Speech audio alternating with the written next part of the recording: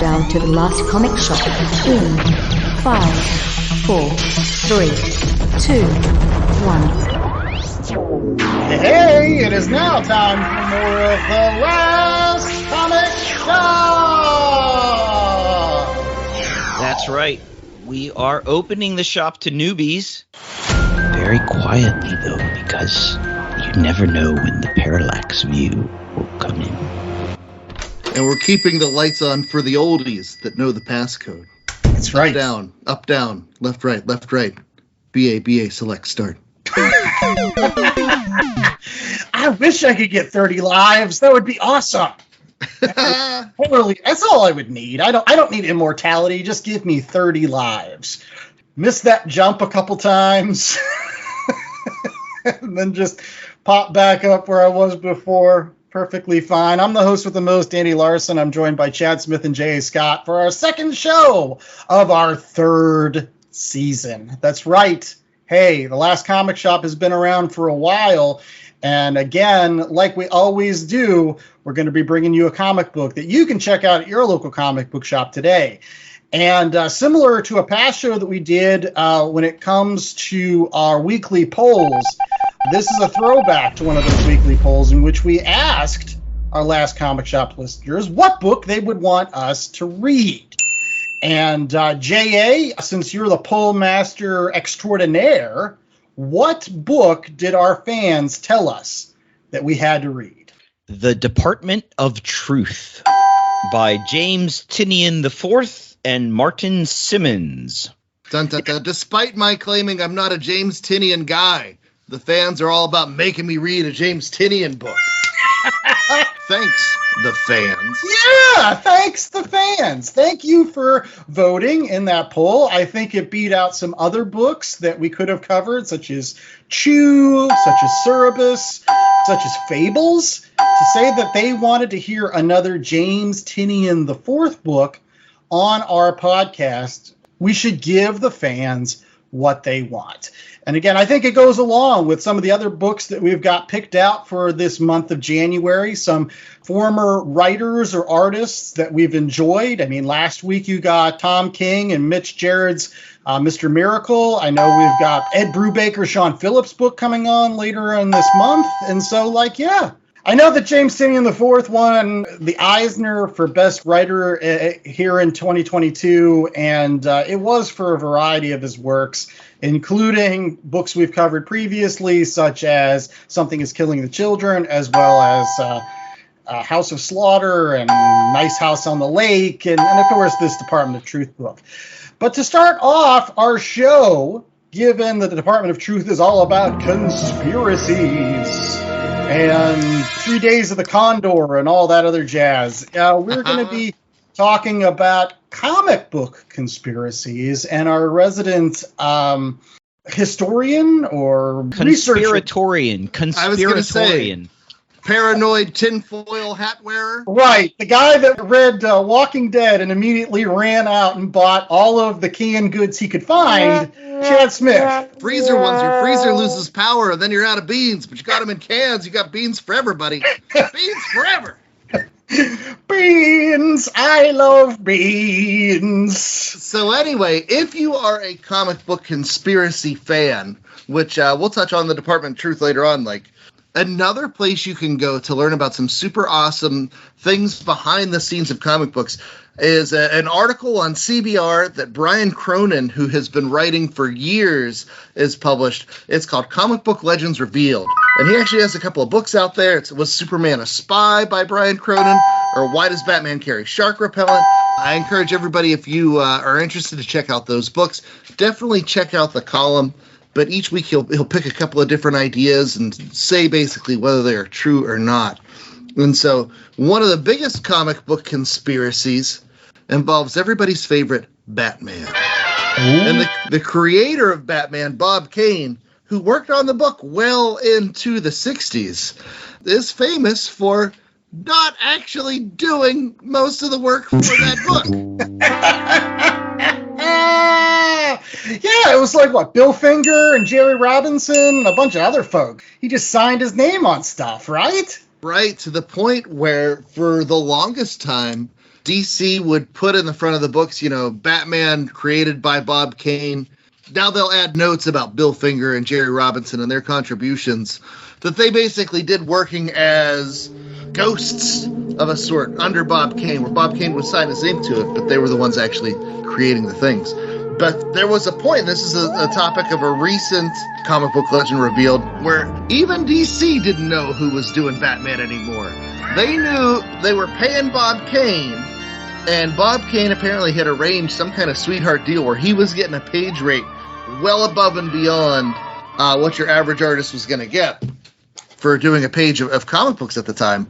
But part of the deal was as well, in exchange for Bob Kane not suing DC for rights to Batman or having similar legal troubles like they had with Superman with Siegel and Schuster, in exchange for that, DC agreed they would buy any work that Bob Kane produced for the Batman series.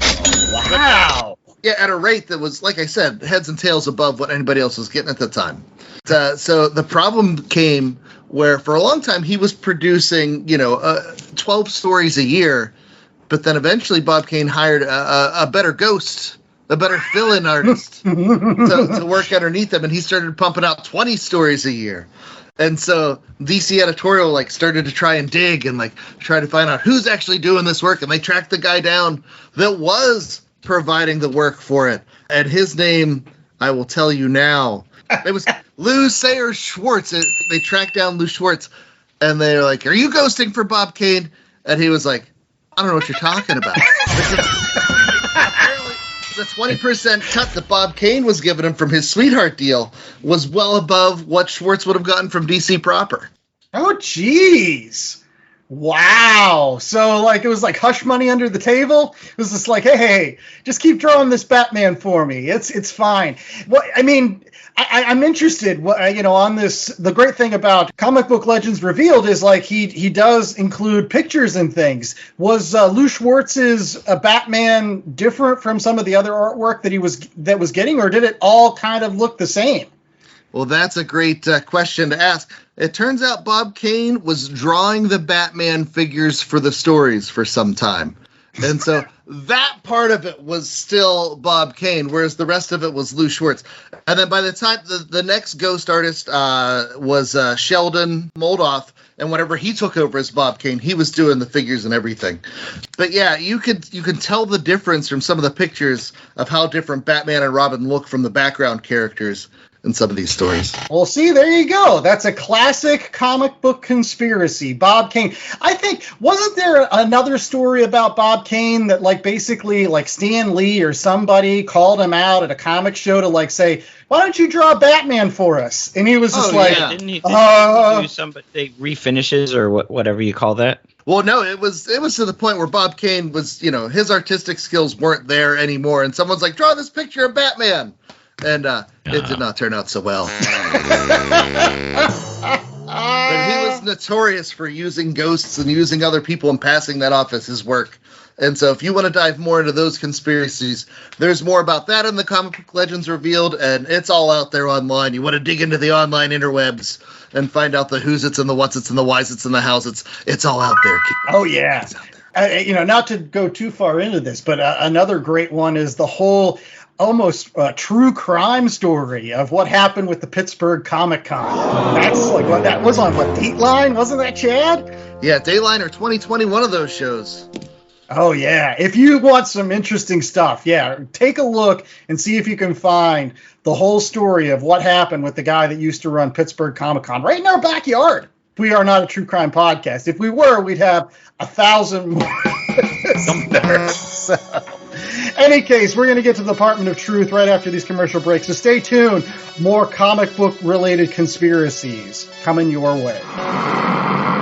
Hey, it's Mikey Wood, frequent Last Comic Shop guest and collector. And as a collector, I'm always in need of boards, bags, long boxes, and more to house all those comics. That's why I use promo code LCSPOD to get 10% off my orders at bcwsupplies.com. Not only does it get me a discount on BCW's already low prices, but I know using LCSPOD at checkout is another way I can show my support to the Last Comic Shop podcast and their continuing mission to bring fans together under that big comic book tent. So if you're in need of comic book supplies, head out to bcwsupplies.com and use promo code LCSPOD today. That's LCSPOD.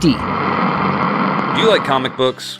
Do you like comic book movies and TV shows? How about movie and TV reviews? If I just described you, good news! You can get all of the movie and TV reviews you're looking for with a good dose of witty banter and fun thrown into the mix by checking out Paperweight Entertainment. Join Derek and Ian every Friday for TV reviews on the Paperweight Entertainment podcast, and join Ian and Colonel Bob every Wednesday for the Silver Screen Scoundrel movie reviews.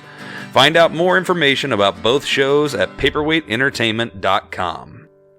All right, we're back with more of The Last Comic Shop, and it is now time for a Read Pile review. Yes, where, in case you got sick of this for the first 2 seasons of our show, it's back for another season, of course. We're going to be reviewing comics. That's our bread and butter, and our jam, and whatever else you want to put on toast.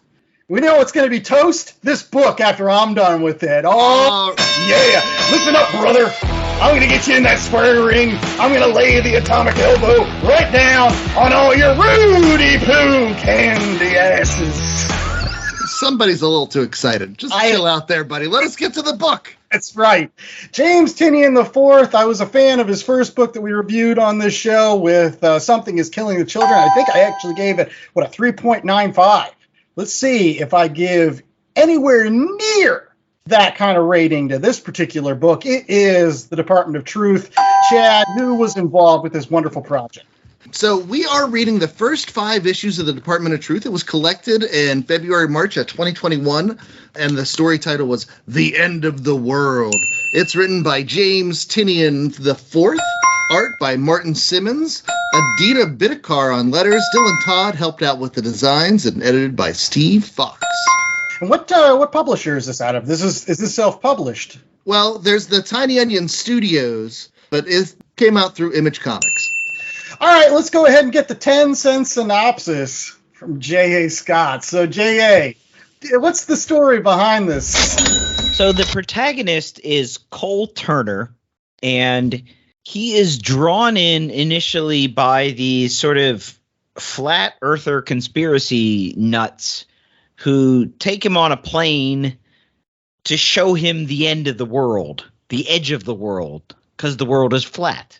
And when he arrives there, he sees that the world is flat, and then everyone he arrives with is all shot and killed by this government agency that takes him in. This is the aforementioned Department of Truth. And the idea is essentially that conspiracy theories and untruths manifest themselves in the world, and if they become too big and too believed, they become real.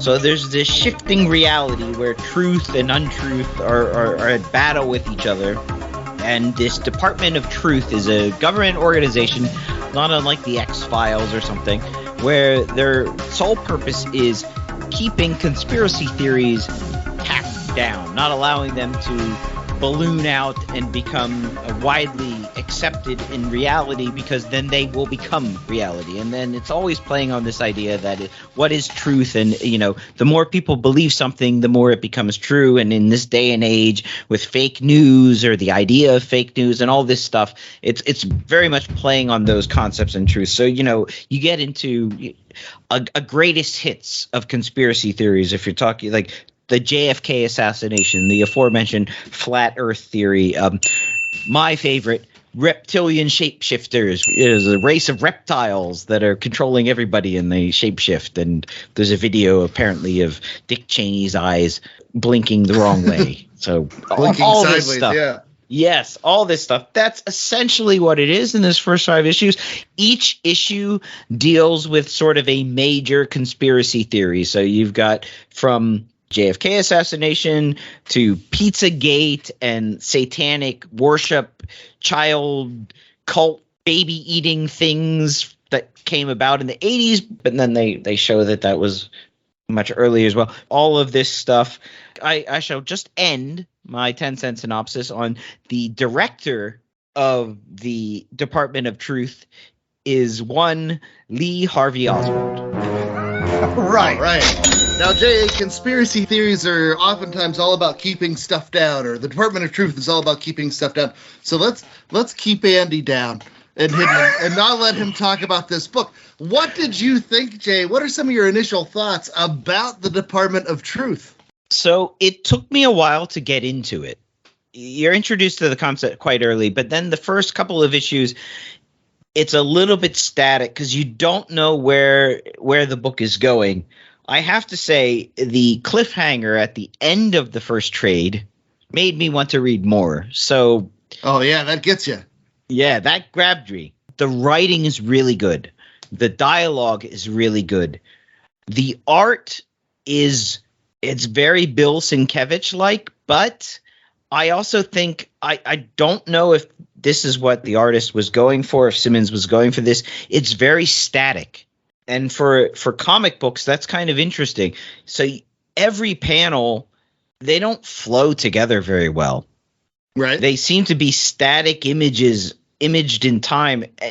And so it leads to sort of very start, stop as you're going through. And I don't know if that's the best. It's not an easy book to read. Well, let me jump in before Andy can talk. Yeah. Go into that art. You can't silence the truth. Where's the button? Hit the button. But no, I thought the art was a perfect blend of Bill Sienkiewicz and then David Mack. If you've ever read Kabuki or he's done some of the Daredevil Echo stuff, he has that painterly style. And the thing I think you're talking about, how the panels don't seem to flow, they get very close to photorealism. They get you very close to reality. But then you add that Sienkiewicz layer, you add that Mack layer where it distorts it. And I honestly thought it was the perfect art style for this particular book. And I'll be honest, I read through the next 5 or so issues, and they had other artists that I really like Elsa Chartier and Tyler Boss.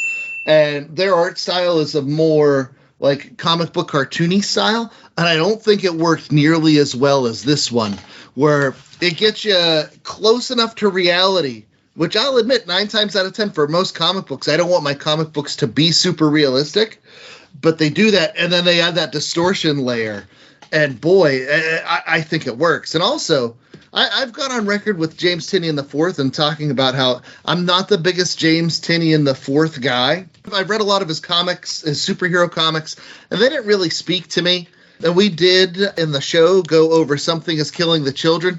And while I thought that was a great book, it was still something that I didn't really want to continue. Like, it just wasn't for me. This book, as a paranoid nutbag, this book was for me. Because it takes all the stuff that I think is in the popular culture right now. It takes the stuff that's in the zeitgeist. You have all these QAnon folks and all these conspiracy theorists. And then it also takes going the opposite route, not the conspiracy folks, but the people that are all about the power of positive thinking. You know, and the people that are manifesting stuff. And if you've heard about The Secret, that was the big book at the time, from Oprah. You want something to happen bad enough, if you believe in it, that it will manifest. And this takes that idea and gives it to the nutbag. And it's great, and it's scary, and there's so many people out there that want to believe things. And oh my goodness, there's the takeoff of what's his name, Alex Jones, and how he's saying, oh, the school shooters, that's a false flag operation. And the mom is there, and she's like, maybe I am a crisis actor. Maybe I did take improv classes. And it's like, oh, if those things are actually reality, if she can manifest that into reality, sure, she's a crazy person now. But then her child can come back. Yeah, her son is alive. Oh, that was sad. That was really sad to me. Yeah, and it's just, oh, go ahead. Let's peel back a second, because I think Andrew has been mashing on that mute button, not understanding why it won't turn on. It's a conspiracy to not let him talk. Right. I'm going to start off by saying, on the last comic shop, we try not to be negative, right? We are trying to bring everybody into that comic book tent. We're trying to maintain positivity about comic books. We understand that people have worked really hard on these things, and that they're their creative visions, and I try to be very respectful of that, right? So I am going to start off my initial thoughts by saying, to you guys' points, it was well written. The dialogue was good. The art was very interesting at times, like the visuals that were used and the layouts, all of that stuff worked. I liked the sketchiness of it. I liked the unclearness of everything. But let us be crystal clear on this. This is a comic book series that uses the whole notion of a comic book as like almost like a framing mechanism for James Tynion to come out. And I agree with a lot of it's scary stuff, and I'm probably, I'm on his political side. Like, I don't like any of this stuff, and it's scary to me. And like, I believe that there are folks that are saying these things, and they're not right. And I'm like, no, I don't like any of this. But at the same time, I'm not here for James Tynion's therapy sessions about his issues with fake news and these right-wing conspiracies that are out there in the general public. I'm not here for that. I'm here to read a comic and to be entertained. And simply put, I'm glad that J.A. brought up the fact that Lee Harvey Oswald was in this series. I'm actually also glad that he brought up, I can't even remember his name, that this was the guy that was brought in from the Flat Earther thing. Because none of those characters mattered. None of them mattered. They were just there as ciphers in order for James Tynion to put his words in their mouths about, like, I have major problems with the way our society is going and the fact that people are taking these conspiracy theories and making them reality and making people believe that they really exist. That's the point that he's trying to make with the series. It's an important point, but to make a comic book series about it, no! Even things like Mouse, which is extremely important, right? That has a specific message. Even that was entertaining. At the end of the day, it was entertaining because you had those other stories with Art Spiegelman and his father, their relationship. And at the same time, he was telling the horrible stories about Auschwitz here. There is nothing like that in this book. Yeah, I don't know. I think you're a crazy person. To say that all comic books have to be entertaining at first and then they can be other things, I think is disingenuous and takes away from the fact that at its heart, it's a storytelling medium. You're telling a story. How you choose to tell that story, whether it be in a blog or in a book or in a movie or in a graphic novel, for someone to say, well, no, this is entertaining, this is not, that's problematic. For you to say that you didn't enjoy it, that's perfectly fine, because everyone has their opinion. You can like things, you can not like things. Yeah, and to piggyback off of that, and I don't want this to be a piggyback. We're not beating up Andrew by Oh no, they are. No, but no, this is a story about stories and the power of stories. Right? You have all these conspiracy theories that start out as stories, and then as they take hold and gain strength, they become real.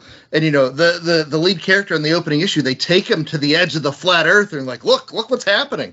The more people that are buying into this stuff, the more real it's going to be. But what better format to tell a story about stories than comic books, where you can have those disturbing visuals, like, but believe me, this is something that, leaves me with ill at ease. It's not something that I'm excited about or happy about, but boy, is it interesting. And in the times that we live in, where the distribution of information is no longer controlled by gatekeepers for good or for bad. The gates are wide open and everybody has their own stakes in what information they want to push, their own stakes in what information they want to amplify, and a lot of people are out there manipulating others for various means, and that's where so many of these conspiracy ideas take hold. I have the exact opposite opinion. I think this is a great comic book series for right now, because it's really tapping into what's going on in the popular culture, and it's showing what's happening with those manipulations, and basically it's made real.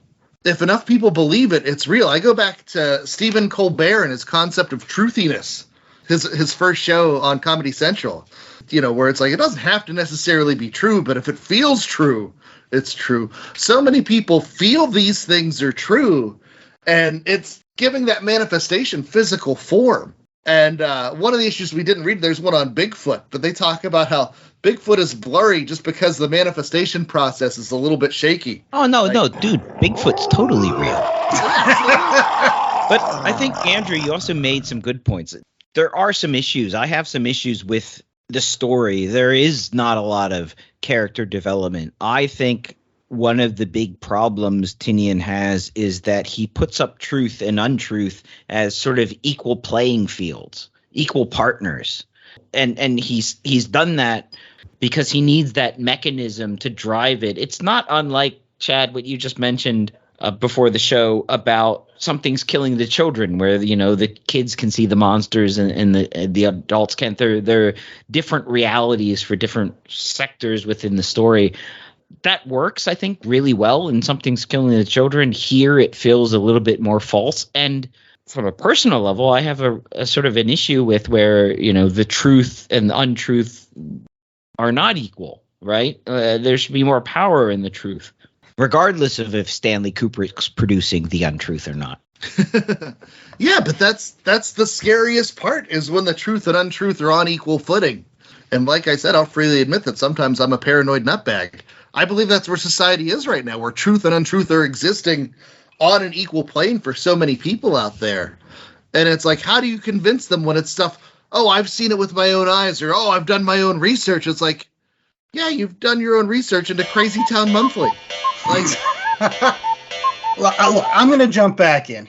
In terms of, you know, my comment about it not being a comic book series, I don't want to sound like I'm saying James Tynion IV can't write the types of series that he wants, or that, and maybe it does come down to the fact that this is not something I like.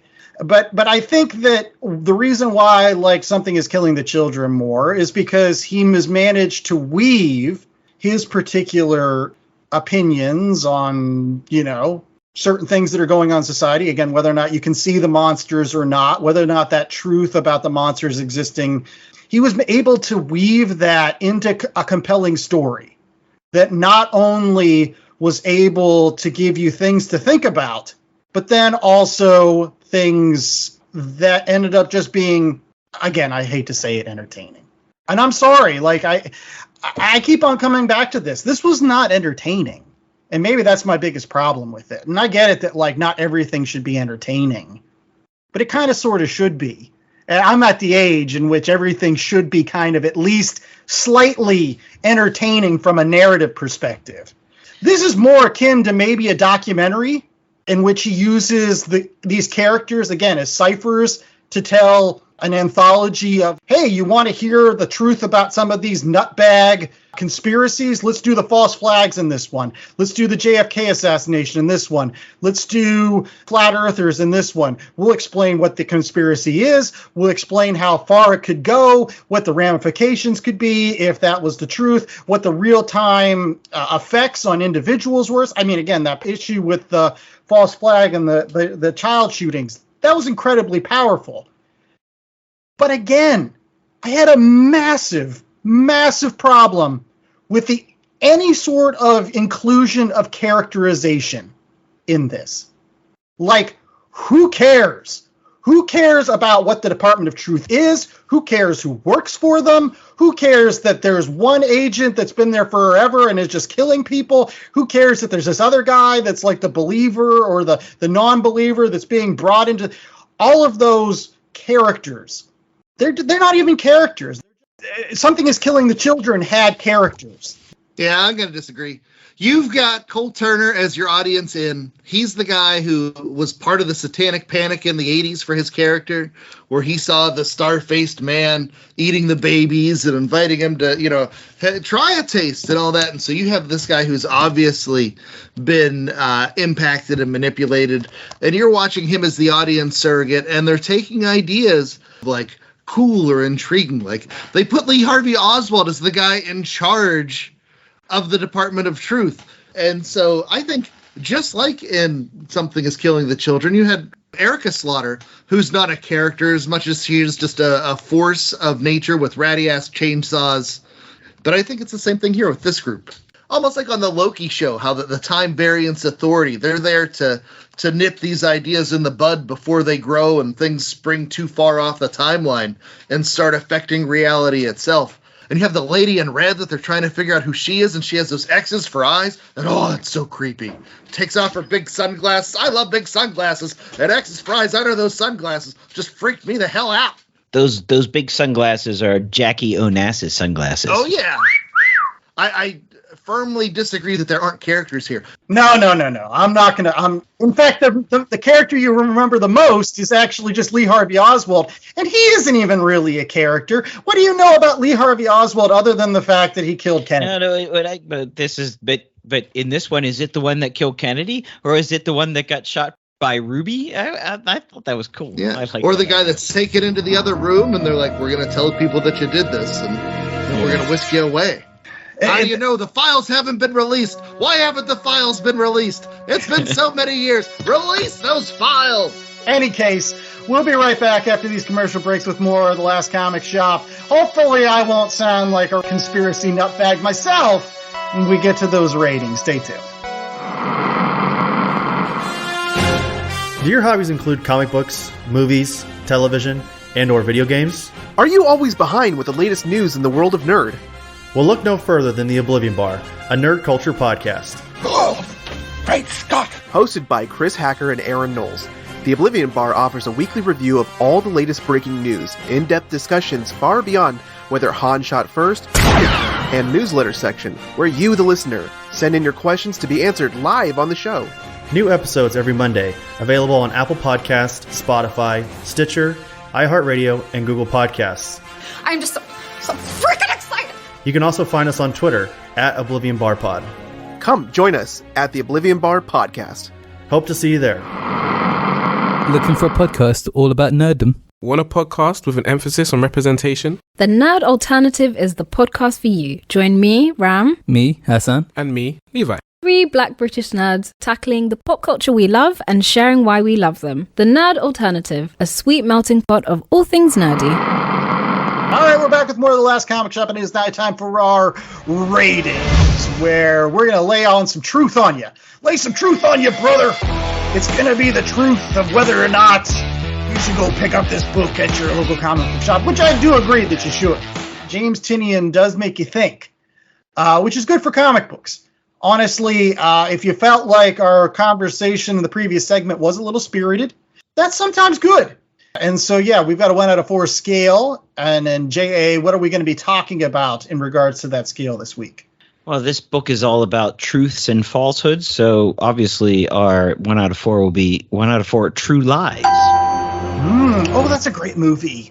It's a great movie. With Arnold and what's her name from Halloween? Jamie Lee Curtis. Jamie Lee Curtis, there you go. Oh, yeah, she was smoking hot in that movie. I remember that as like a teenager being like, oh yeah.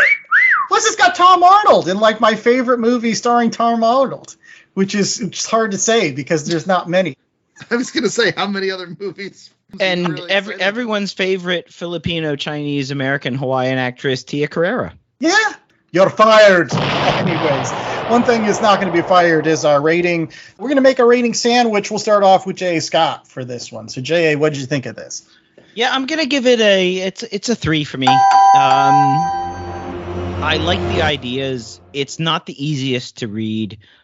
The art is interesting, but I think it's a little bit too static, and it doesn't flow from panel to panel, not page to page, panel to panel. It very much feels like you're stuck in the moment, and then you have to pull yourself out, and then go back into the next moment. So the art design, and it's obviously been done for a reason. I feel that it draws you out of the story a bit. He's playing with big ideas, the idea that fantasy or untruths can manifest themselves and become reality. I think it's a bit of a discredit to like reality and truth that fantasy became that much more powerful than that. I love that he's trying it with a medium where you wouldn't really. I mean, this, you could read this in a book or in a book of philosophy, or see it in some French New Wave movie, and everyone would accept it. But to see it in a graphic form in a comic book I mean, obviously, based on our discussion, it's a little bit jarring. I applaud him for trying. I don't know if he quite got there. That being said, by the end of this trade, I wanted to read more. So it had hooked me, but it did take a while, and it wasn't an easy read. So it's a 3. All right. Well, I'll go second, and I'll start off by saying this wasn't for me. I'm going to give it like a 1.75 as a comic book series, just because I didn't like it at all. I'm sure that for folks that did like it, this is probably a 3, and this is a 4, because I will say again, it's incredibly well written. Like I want to go on record by saying all of the explanation of some of these, whether it was Pizzagate or false flags or any of the other conspiracy theories that James Tynion talks about, he does a very good job of laying them out, making you understand the stakes of them, maybe making you understand what could potentially happen if people started really believing this. But like, again, I can't get away from the fact that I thought the entire series was just a framing mechanism for him to do that. And I know that seems weird because everything's a framing mechanism, but I really thought like that. I was like, really? Like the idea is like that these things can come alive and change reality in more than just a symbolic way, but in a real way? That's kind of hard to swallow. I guess reality does work like that because, again, the winners write the history books. But, I don't know about that. And I didn't care about any of the characters at the end. And it's not something I'm going to continue to read, even though it was very interesting at times. I learned a lot. Some things I didn't really want to learn because, like, again, it scares me. But at the same time, like, I would much rather read any day Something is Killing the Children, because I think that got great characters. It's a story that keeps building from issue to issue. And, it's just not Tynion just talking about what bothers him. Chad. Okay, so I think this spoke to me more so than it did for you guys. I think just the way society is going, this definitely touches on the cultural vein of whatever's in the air right now. And as somebody who's a believer in stories, for somebody that buys into the idea of positive thinking and like, hey, if you think positive about stuff, that can help, manifest these things. Like, these are ideas, I know they're a little bit crazy, but I buy into them. And for somebody to take those ideas and twist them for evil purposes and twist them in ways that I see them being twisted in society right now, like, whoo, doggy. It just really, really did speak to me on this one. Now, is it perfect? No, I can definitely see J.A.'s critique that it's static with that art style. Although, I'll be honest, I thought that was more of a feature than a bug. And I can even see Andy's critique, too, about some of the characterizations. And I think, similar to Something is Killing the Children, I don't think the first trade is a whole meal. I think they just give you little bits of things. And honestly, the thing this reminded me the most of was actually a novel. I don't know if you guys remember back in the day, the Da Vinci Code, Dan Brown's novel where it's the Illuminati and there are all these secret symbols hidden everywhere. And if you can find them, you can unlock these meanings. And like, that was the biggest book for about 2 or 3 years. I thought that aspect of it is neat. That aspect of it is interesting. I also agree with Andy that aspect of it is dangerous. And if you're not careful with stuff like this, you can have people that believe some of these ideas that are like, no, here it is. Here's pictures. Here's proof. Here's this. Like, I don't know. I think it's dangerous for sure. So I don't know. I don't think it's perfect. So I'm not going to go with the full 4. I was more interested to carry on. Like I said, I read the next couple of issues, and I don't think the series works even whenever they brought in fill-in artists. Even if they were artists that I liked and whose work I admire, I didn't think the concept worked as well as it did with the creative team. So I'm going to go 3.75 for the Department of Truth. I think it's well done. I think it's dangerous ideas. I think it's worth checking out. And if you're into exploring these crazy ideas that are out there in the zeitgeist, like, it's going to give you stuff to think about and probably keep you up at night for a little while. Yeah. As a postscript to that, I think that maybe I would have rather this series been something more akin to like Understanding Comic Books by Scott McCloud, or Comic Book History of Comics, where it's just like panel by panel, like an explanation of some of these conspiracy theories. Maybe just somebody pointing at a blackboard and being like, these are the things. These are the tenets. Yeah, you get that mixed in with the story, with the lady, with the X's on it. So excise. All right. Well, one thing we don't want to excise is our recommendations. So these are some other comic books that you can pick up at your local comic book shop today, in addition to the Department of Truth. Again, as much as I said some things that this wasn't for me, I still think you should pick it up. I still think it's going to create a meaningful conversation with some of your good friends, like we did on today's show. So we're going to go ahead and start off with Jay. What do you have for us for recommendations this week? So I went into this recommendation thinking conspiratorially, something that's sort of in a similar vein, looking for something that, I've seen The Parallax View. What else can I watch? Give me a 3 Days of the Condor type book. And so I am recommending a graphic novel that came out in 2011 called The Homeland Directive. 2011. I need to stress that it came out in 2011 by Robert Venditti as the writer and Mike Huddleston was the artist.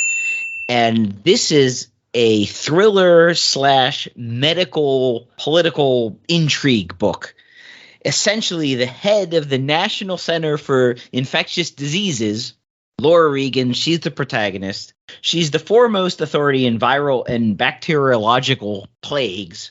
Her partner is murdered, and she's framed for the murder. And so the government's coming after her. She has to go on the lam. She's aided by 3 rogue federal agents that know that it's the government is trying to throw her in hawk. So she's got to evade law enforcement. She teams up with these detectives to go through the internet and try to figure out, sort of expose this plot that is trying to infect all of America. It's sort of like this is the prequel to V for Vendetta, but taking place in America. So the end point is where everyone gets infected with the plague from V for Vendetta in the movie, not the book. Okay. All right. Well, Chad, what do you got for us for your recommendation? Okay, it's not plagues in this one. I wanted to get something that's similar to Department of Truth, was thought-provoking, and talks about how some of the stories and how some of the things we tell ourselves can affect our perception. And so I'm going to go with Dave McKeon's Cages. Now, this is a book. It came out in the 90s. It was a 10-issue series, but you can get it all collected in a handsome little... I have the paperback edition. It came out of Dark Horse around 2010.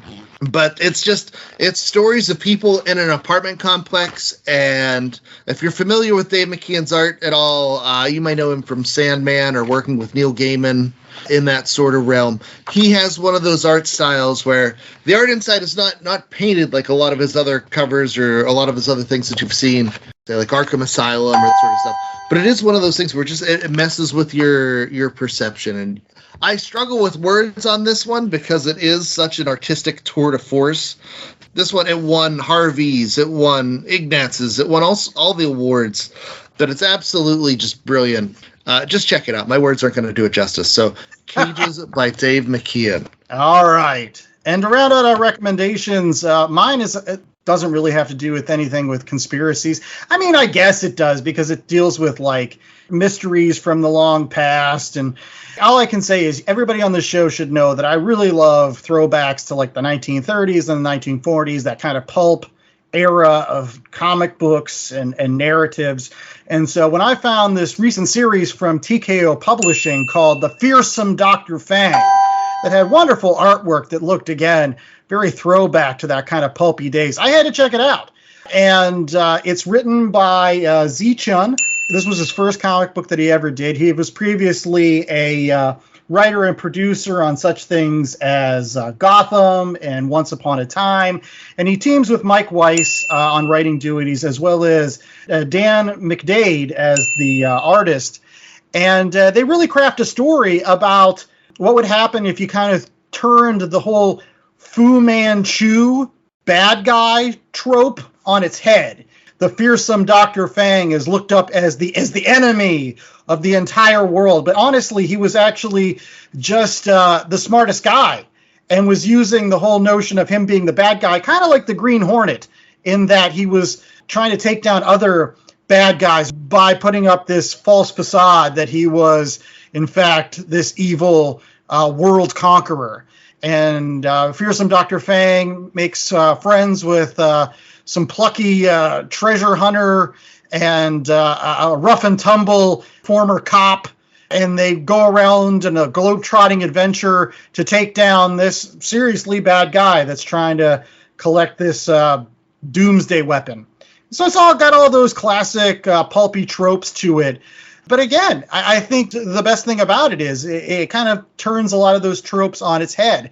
And I can very honestly say this was probably one of the best The Shadow stories.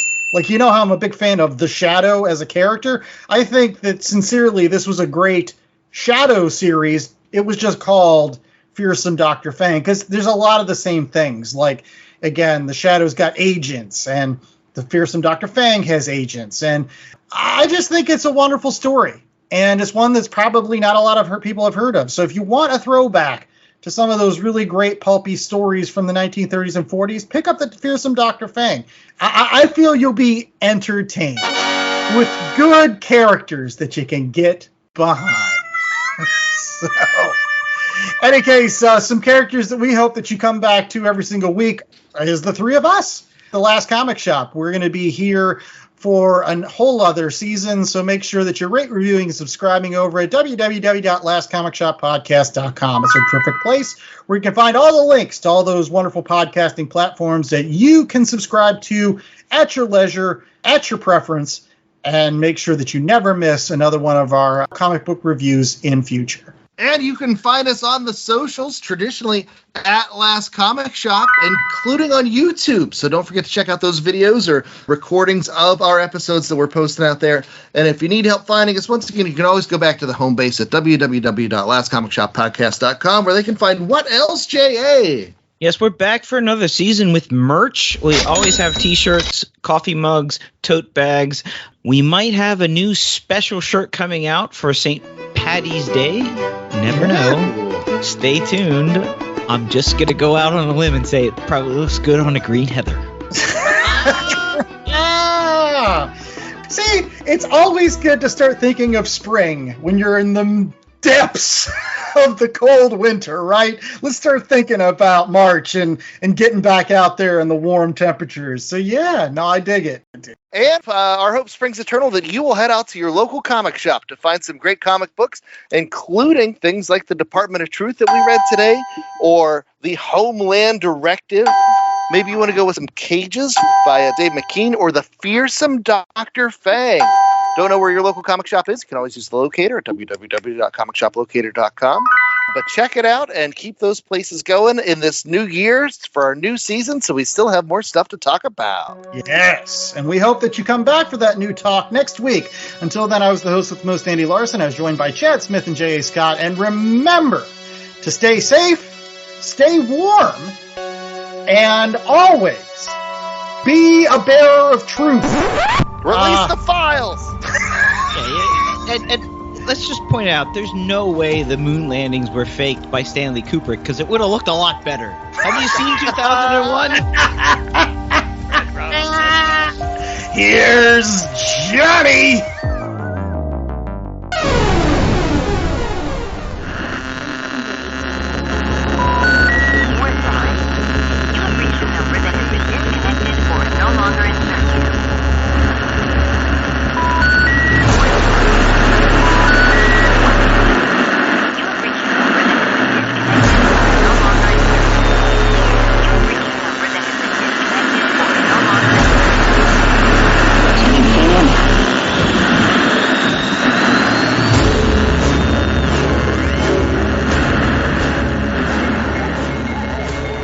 The Last Comic Shop was a 2023 Black Angus production.